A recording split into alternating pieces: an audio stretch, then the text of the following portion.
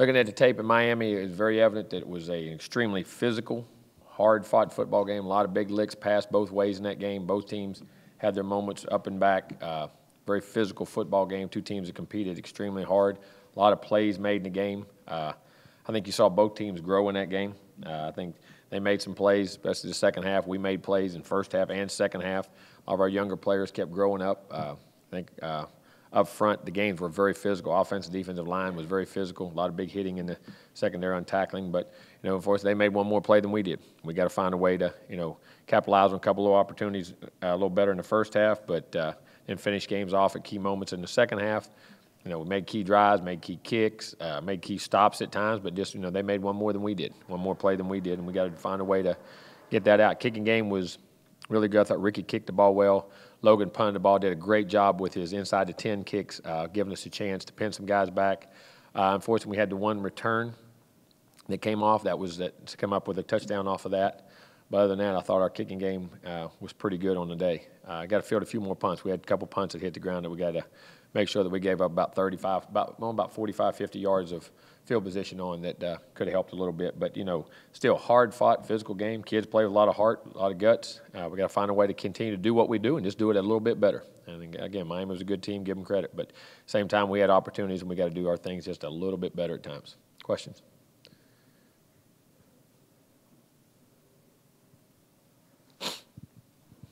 Jimbo, with the loss and where your team is right now, I know you can only keep pushing forward, but what are some things that you try to do differently or maybe try to, Do what you do better. You do differently. We're on the verge of doing things. You just got to keep coaching them better, put them in position, and we've gotten better. You watch the offensive line has gotten a lot better. James gets better. We made plays. Red zone offense got a little bit better. Made some key third down pickups. We got to find a way to, get off the field a couple times on third down. We got in zone twice on third down and had double coverage and got balls thrown into double coverage, and they made plays. And we got to clean that up just a little bit. But, just continue. Special teams keeps getting better and better each week. We just got to continue to coach and find a way. We played good football teams, but, we're a good football. We should be making that one other play in those games. So we got to find a way to do that. Just coach it better and, try to get the kids in a better position, understanding exactly what they got to do and how they got to do it. Jimbo, is there an update on Keith Gavin? Keith's banged up, so I don't know yet officially, but it looked like a pretty good low sprain. So who would it be? Jackson? Who? Oh, you got Jackson, you got Tamron Terry, who I said he and DJ Matthews have really been outstanding in practice the last 2 weeks. About on the verge, you saw us put DJ in the end. I mean, on the verge of getting into play, and felt very. If it wouldn't have been the Miami game, it's such a competitive game the whole way through, as far as the intensity and some of that rivalry that goes with playing a young player, we got to get them going, and they're going to play well. Jackson, feel very comfortable with him getting in and doing things, and our tight ends keep growing in the passing game along with our backs. Coach, it seems like Cam Akers really found his rhythm in the second half. Can you comment on the progress that he's made, and does it seem like he's ready to turn the corner? Well, he's turned the corner, but what we've talked to him about is that, like I said last week, not every run is there's another huge improvement from last week. That not every run is a touchdown. They're learning to take that 4-yard run, that 5-yard run, that 6. And all of a sudden, your size and speed, you'll start breaking those runs, in which he did. Running north-south. It's not that he doesn't like the physicality. He's just used to being able to bounce around guys and outrun guys and make plays. At this level, there's good players. And he's learning to run behind his pads and low level with power. He's doing a great job. And he had a run. Him and Jaquez both. Jaquez, had 11 for 90, and he had 20 for 130. I mean, they both had excellent days. Coach, when asked about the team's record, Jaquez mentioned that the team kind of referenced to USC last year, starting 1-3, winning the Rose Bowl. Is that the mindset you're trying to instill in this team? Well, no, and also just that no matter what your record is, you play. See, I know. I mean, as fans, and we all have goals, and I know this. And what do we have to play? You got everything to play for. First of all, what if you're a junior eligible draft guy or senior eligible draft guy? What's the NFL looking at? They look at that tape. They see a guy playing his tail off for a team that has suffered some tough losses. That guy's got heart. He's got class. That's a guy I want on my team. He brings us back. He's a guy that could change your organization. And as they play like that, they change your team. That's what they can do here, and as our team, for the pride that they have in each other. And also the past guys that have played here, what we built this program on. And just keep playing there's no reason, no matter what, if you've lost a game or 2 games or 3 games, how hard you play and the way you play should never change when you line up and play. So so to say, what's there to play on, the mindset of that, yeah, of course, they want to think that. They could be 1-3 and won the Rose Bowl, of course. Now, What we got to do is learn to prepare and play Duke. I love the outlook there. I love the intensity. I love the focus of that. You know what I'm saying? Because that says that I'm all in on this team and I'm doing everything. But there's so many reasons individually, team-wise, that you just keep playing your tail off, and that's what we build it on and what they're built on. I liked his answer. I didn't know he answered that, but pretty good insight. Coach, focusing on Cam Akers and Jaquez Patrick, will their performance change how the offense will play at Duke? No, I mean, we played this way this week. I mean, we're going to do the same thing. We'll run the ball, have balance, and be able to create plays in the passing game. But we'll always have the ability to run the football. And I've said that from the beginning of the year. And we're going to do that. And we've gotten better in the running game with our line, and they've learned to run. So they're going to get their touches. There's no doubt. Could you go into your thought process about punting twice in Miami territory in the first quarter? Yeah, about the 38, 40-yard line. And our defense is playing well. They hadn't had anything. You get it back, and you're out of field goal range. If you miss, you give them the ball at midfield, allow them to be aggressive. You pin them back. We have a great defense. You get it back. Both times we got it back around our own 50 or 40 with a chance to go back and score points. And with being fourth, one of them was 4th and 7, so your odds of picking up 4th and 7 aren't very good. We missed a read on 3rd and 7, and the other one we had a drop on about a 3rd and 6. We had a drop route over there that would have got us a first down. So why not pin them back, in which they never got first downs hardly on any of those drives. Jimbo, you mentioned the lost yardage. Are you going to look at someone else at punt returner? No, he just got to get. He'd been getting there. There were questionable things. They were those ones where you're slicing away, and just probably didn't want to take a chance. But he can do that. Go ahead and be a little more gutsy and tancy as he grows in that. No, I mean he's doing a great job. He'd been fielding the ball extremely well. There was 2 punts that he let, and both of them were balls that were slicing and were cut across. If he was on the right hash on the punt, they were kicked on the opposite side of the field. They were trying to kick it that way, and they sliced it, missed the kick, and just got to go get it. You know what I'm saying? And he can go get it. And it was a wad of people, because one time he went to get it, if you remember, and he about got hit. And I think, just give him experience and keep coaching him on that. But, those can hurt. But, no, T-Mac's done a great job of fielding punts, and his ball security has been excellent. And he had a couple nice little returns. In the first couple games, we really saw Naquan where he kind of struggled to get in a rhythm. Do you think what he did down the stretch of that Miami game could be the spark he needs to really get going? I hope so. I hope so. Coach, James really performed well in that fourth quarter, I believe, 9 of 10, 2 touchdowns, no interceptions. How have you seen him improve reading the middle of the field? He had Izzo down the middle of the seam there. How have you seen him kind of improve his reads? He reads the middle of the field. It's just, just experience of being in there and the different looks. He gets better and better. He understands. He can come off and regurgitate to you exactly what he sees. You know what I'm saying? And most of the time, he's about 90%, 95% right on everything as we check things on the sideline. So it's really good. And then now it's just a matter of going ahead and trusting yourself. And as that game went on, you could see him just the trust factor come on, and he started pulling the trigger. And it's just all part of growing, which he did last week at times. The first week he did it at times. But like I say, he's played 3 games. But his progress has been really good.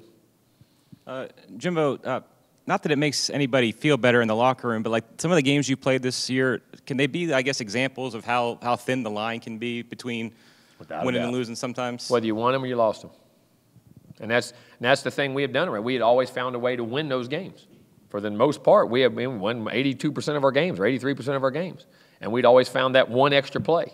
And that's what we're setting there short. But it is. You show them how close, but how far. And then even when you win them, now we're all feeling good, but really how close you are to that line the other way. But that's the way that's the way college football is. Our league has gotten better. College football, the parity's going across the board. I mean, for the most part, that's kind of the way it goes. I mean, you saw this week with, and I don't mean, there's been upsets all over the place, teams that get upset. And I think there's a lot more parity out there than we realize. And that's the line you show. Look, right here. If you can show somebody, if I do that different, I can get there. You know what I'm saying? And it gets closer and closer each week, and we've had some tough ones. But there's no doubt. The line you walk when you win and lose, it's really not a big – it's a step or two either way. Jim, I know you've been asked this a couple times since the game, but could you talk a little bit more about the last play? And I think a lot of people would wonder why you wouldn't put 5 DBs at the goal line or in the end zone and try to prevent a touchdown. Because now if you're at the 20, because you can stick a ball in there, that's the worst thing you can do. When you put him at the line, you're giving him a hole when he can set and throw a slant, a fade, a seam, which uncontested with a body running free and you back. The way guys back shouldered like they did there in that press, T-Mac hadn't had any. He had been man-to-man coverage the whole day. I don't think a ball was caught on him. He had one interference call, which was a very tightly contested play the first, second half. And when you play, I love on offense, if they do that when I'm inside the 20, at that range, that's the best thing to throw against. Because you can stick seam routes. Now you can call your offense. Now they got a fade, and we got our best player, one of our best corners on somebody. And if you played zone, we had played zone earlier and gotten hit twice. If you go back and think about it, the 3rd and 20 was a cover 2 zone, and the 3rd and 12 or 15, they run the dig route in there was a zone route. So we felt more comfortable playing man coverage. And the guy had him covered perfectly. We had them all covered perfectly. They made a tremendous throw and catch in what they did. And that's what we'd play better probably. All right, we're going to go to the phone. Now, if you're at the 40 or back there, 35, 40, that's a different animal. And that's we're already in field goal range, But if you're at the 20, you're now think what yard line were they? 20, 22, 23. When you get inside the 25, that's our grade. We're actually inside the 30. But there's a gauge when you can, as you call the game differently in some plays and things you do. Oh, he can make that throw. And plus, what's the difference? If he throws a jump ball fade, the best thing to do on a big receiver is to jam him at the line of scrimmage. You let a big body guy like Auden Tate, we used to do it all the time. You run down there freelance and then go up, they got a better chance of catching it that way than they do the other way. Because the other way is you can jam and ride them. Because it's just like a box out becomes and you get a one-on-one true jump ball. They can get down there and actually get their body where they want to put it. When you're guarding them man-to-man, you can press against them from jam them and hit them, ride them, do all those things. It's actually easier to do it from the get-go. A big guy, you never want to let a big receiver get running down there like that in the red zone where he can just body up and play over the top of you. You saw it last night with DeAndre Hopkins. Remember that play with Hopkins last night about the 20 going in? They threw it right over. When you get them big guys get free, their bodies free, it's harder to stop them then than if you're pressing them. And plus, our guys as big as they were. In a spot like that, is Kelly, there's not much time to tell you what his defensive call is. Does he go over that with you? No, you don't have time to do it right there. That's you got to. And you're calling a game on the offense, defense. You got to call what you think you got to play inside there to stop them from scoring. I mean, that's you don't have time to go back and forth and do all that right there. I mean, if you call timeout, they can set up a play. So, like I say, the big play on that drive. I mean, we can argue that and all you want. We had if we got them down on 4th and 3rd and 10, we had the perfect defense, had them called. And we got to make the tackle. Then they're kicking about a 46-yard field goal. But there was plenty of opportunities in that game: offense, defense, special teams, and you got to make the play. All right, Chris, on the phone, you can ask your question. Hey, Jimbo. I'm curious. There's been a lot of negative backlash against Charles Kelly the last couple of days. What's your confidence level in him right now? I have extreme confidence in Charles. Charles is a great football coach. He coached a very good game. They made a couple plays at the end, and he's done a really nice job. So we'll continue. Charles being our coordinator, and we'll go through this year and hopefully finish the year very strong. What do you think are the couple things just holding this team back, maybe playing at a comfortable level? Because there's so much that they can do so perfect. I do. I mean, it's consistency. It's focus and consistency, and we got to keep coaching them better. And we got to continue to make sure they understand everything and find that, like I say, that fine line of making that 1 or 2 plays at the right time to get us over the hump. And they got to believe, and they got to just keep playing their tails off. I mean, if there's any one thing, if you said you could go in there and just say, boom, there's the thing, you'd fix it right off the bat. It's human nature, and you got to be able to grind it out in practice, grind it out in everything you do, and we got to coach them better. And we got to do a good job of keeping them in position to be successful. Jimbo, is one of the positives about Blackman the way he's been able to kind of maybe get out of struggles within the same game? A lot of young guys might get in a funk and very not tough be to able do. get it. Very tough to do, and now we've got to continue to work on getting him out of the gates a little bit. You know what I mean? Which he did here at times. Early in the game, he had a couple things, but we got to get him out of the gates a little bit, which he can do, and which he did actually after in the middle of the first quarter in the first game. You know, we got to get him out of the gates just a little bit better so we can be a little more consistent there. Because we're running the football better. Got to continue to get him out the gates with some throws. Coach, with your team off to a 1-3 start, do you have to kind of remind them to stay off social media? You had a linebacker complain about. I remind them of that every day, and there's rules about it, and those things are dealt with. You're not allowed to be on social media. You can read it if you want to. I tell them don't read it.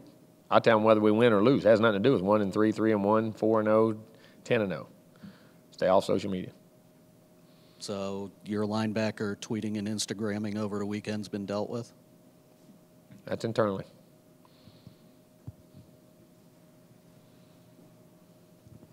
Going back to James with that fourth quarter timeout you called right before he threw the touchdown, I guess looking back, how important was that for you to kind of just grab his attention there? And I thought he had his attention. That really wasn't much. I thought was going to get it. He had made a check at the line, on a protection deal, and I thought was going to run, and he actually got it off with a second. I didn't want to take the chance because I knew the play was important. I called the timeout. He actually got it off. I didn't think I had to call it there as far as because he understood what he did on the play before because he looked at me and said, I got you, you know what I mean, and acknowledged it. But I did that I said, yeah, I didn't want him to have to hurry going into that play because he had made a nice check at the line of scrimmage and what he did. So from that standpoint, it was that's why we did that. But he had come over very composed and understood what he did, and we talked about it, and then he went on back. That's a heck of a play. That was a big play. Is it overstating that timeout did too much for James, or? Well, I don't know. I think it may have calmed him down. I'll say I don't know if it over. I don't know if it. You have to ask him that, I guess, but you can't do that right now. Do that next year.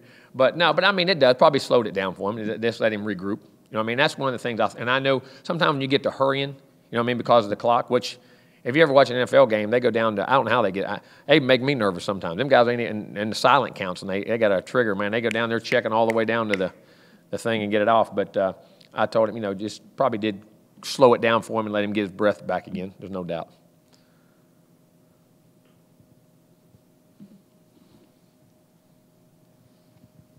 Jimbo, last season on the Showtime show, there was a couple times where you mentioned to your coaches and to Derwin, I think, that wondering if the players were getting the messages. Are you concerned about that at all this year? Has that been an issue? No, it hasn't been.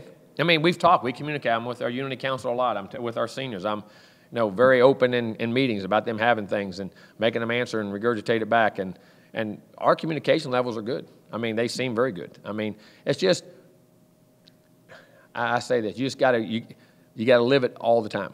You know what I'm saying? It's not that they don't, but I mean, every second of every minute of every practice of every play, you got to, that's what I think, like Tim had said a minute ago.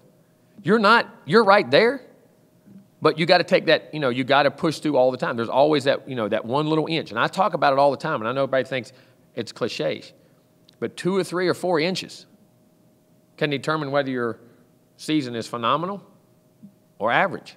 And I think when you can never quit fighting for that inch. And I think sometimes you got to continue to mature to understand that there's more in you to get that inch. You know what I'm saying? And that's one of the jobs. It's coaching. That's what we have to do as coaches to get that out of them.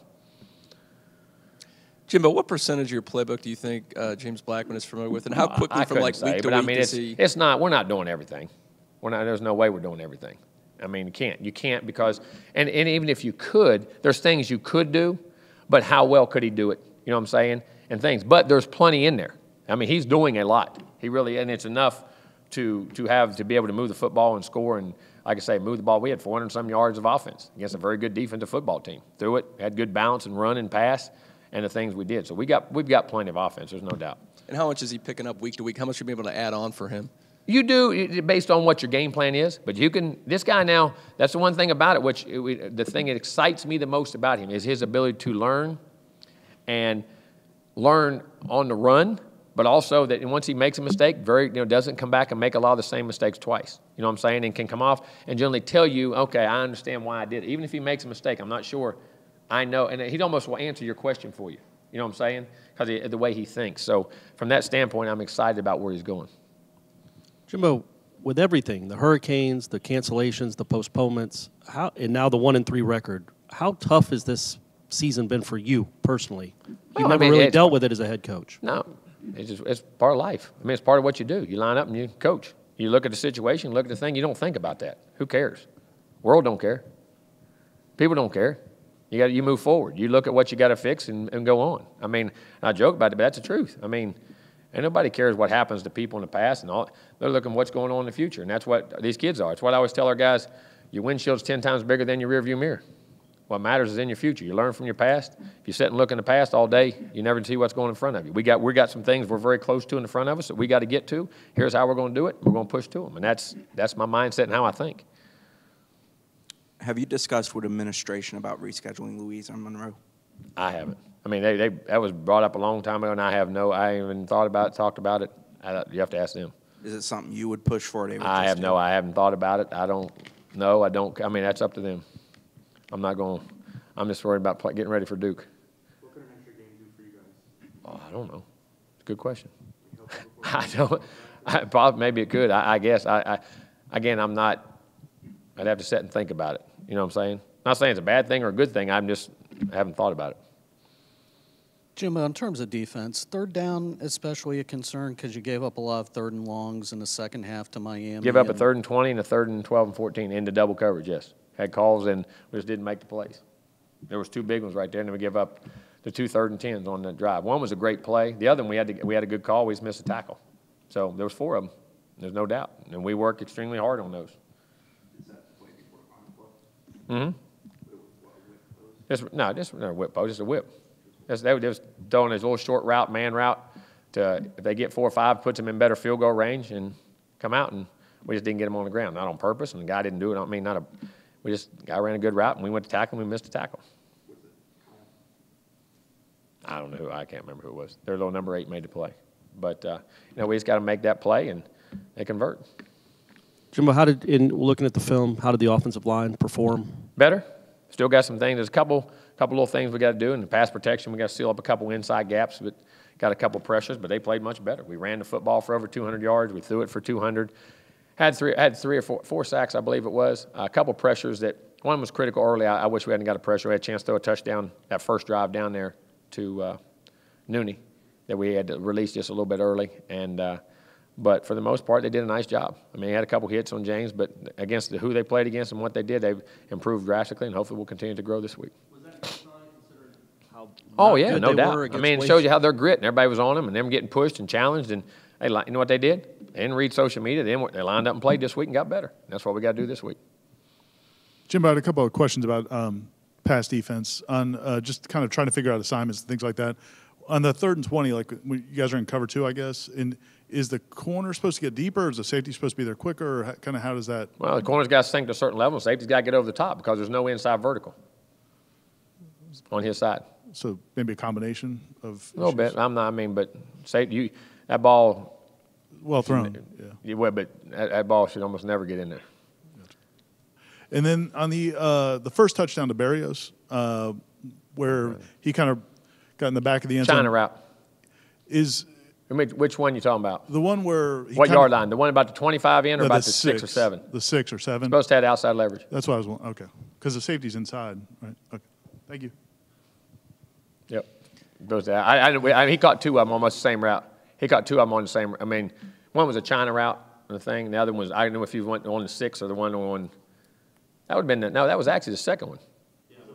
Yeah. See, I knew. The first one was right when they went up 10-3 in the 3rd quarter. That was the 4th quarter. Yeah, that was the one that made 17-13. Yeah, we were in rat coverage. That's why I said we had a single high and a helper in the middle. Coach, follow up again, a couple that you said how close the last couple of games have been that didn't go your way. Have you brought up to your players, or do you get it out there that you guys right now have the #1 strength of schedule? You played. I didn't say that, but I just told them we played good people. I didn't know. I didn't look at strength of schedule, which I would assume would be right.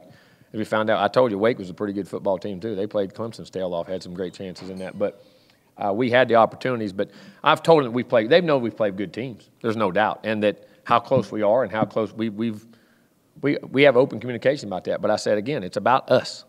It's about us making that play and making every play, not leaving anything.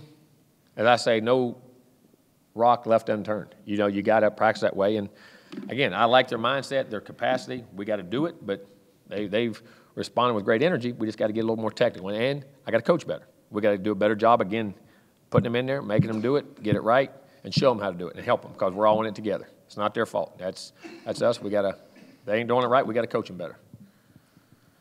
Jimbo, when you look at Duke, just what kind of challenges do they present, and can it be a challenge to go on the road for an unfamiliar opponent? Oh, it is. You don't play Duke a lot, but we've played them a couple. We played them in the ACC championship game here a couple years ago. We played them up there in 11, I remember, and then we played them down here. Was it 12? I think we played them 11 and 12. 11 up there, 12 down here.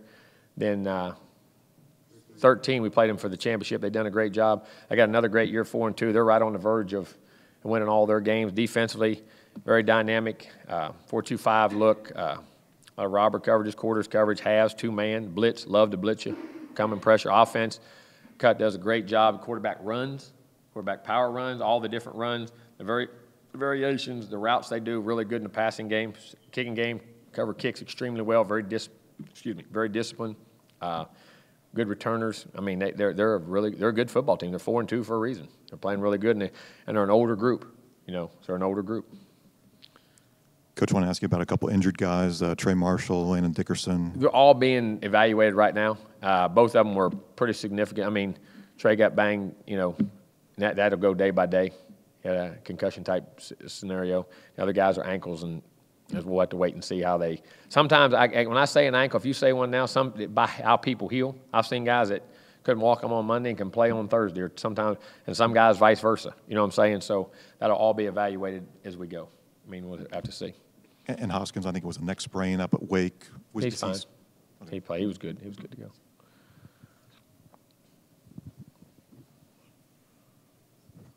Coach, the team shut down Miami in the first half. Did the defense run out of gas in the second half because of their offense's unproductivity in the first half? No.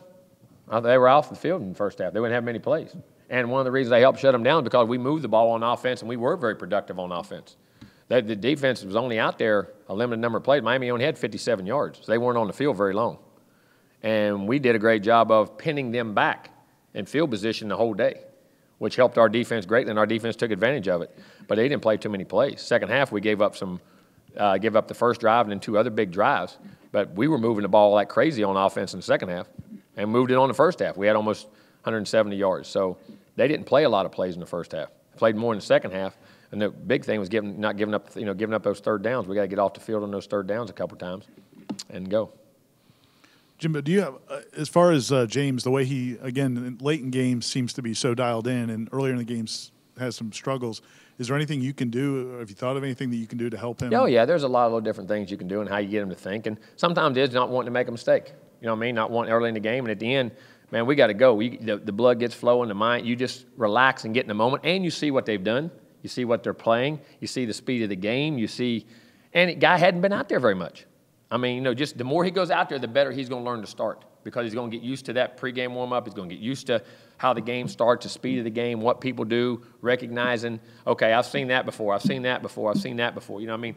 There's no substitute for experience. And a lot of that has to come with experience and what you can do, and experience that I'll try to do as a coach to get him off to a better start with some things.